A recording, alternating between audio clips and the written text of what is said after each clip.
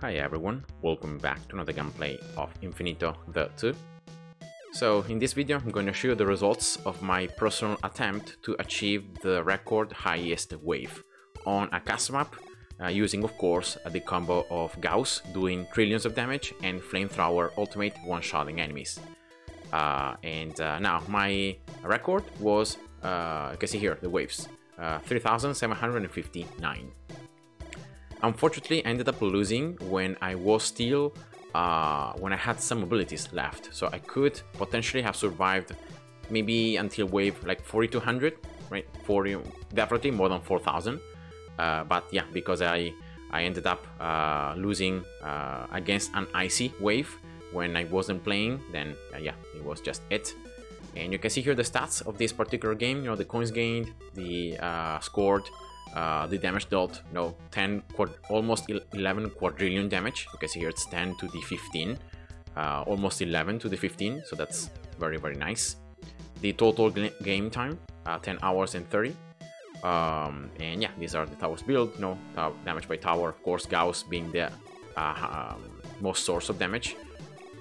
And after wave 3500, enemies start to have like around 100 billion HP. But the main problem is that something that I ended up seeing is that, see the amount of enemies that come from each wave? As you progress through the game, not only enemies get more HP, but also enemies, like more enemies are spawned in the same wave. So that was, that's something that I saw happening.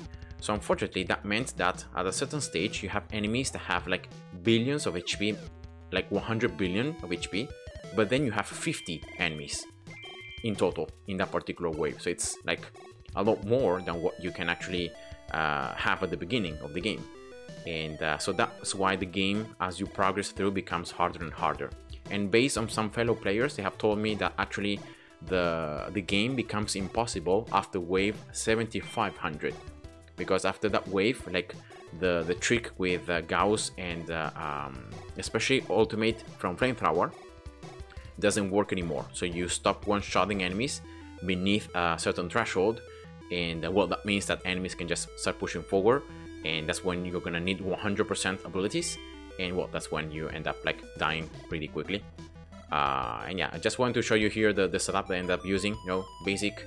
I actually changed the cast map a little bit compared to the video. You know, I uploaded.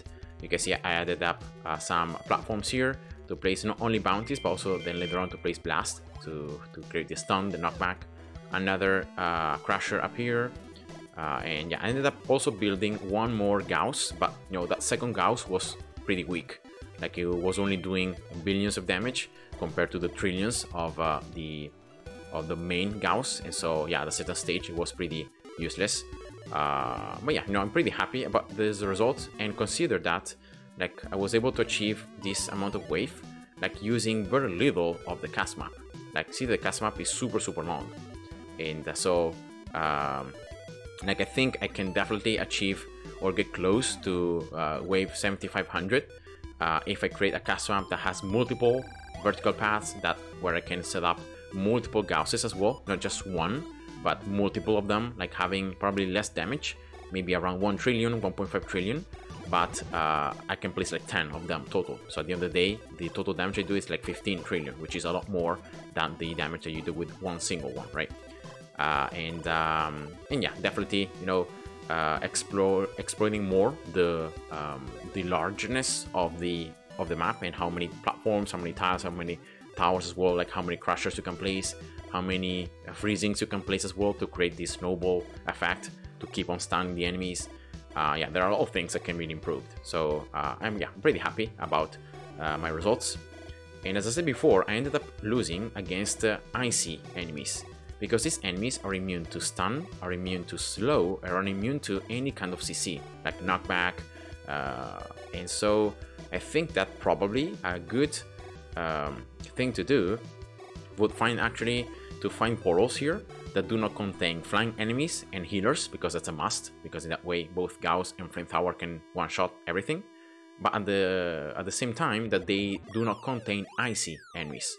So in that way, I don't risk, you know, later on in the game, I don't risk having those waves where the enemies are immune to stun, to slow, to everything, and they can just push forward.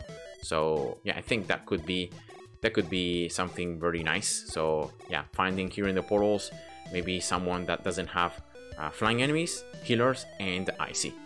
And yeah, let's see. I'm gonna try once again, you know, to maybe change the cast map a little bit more, make it larger, improve the portals, and yeah, let's see if I can just beat, you know, my record.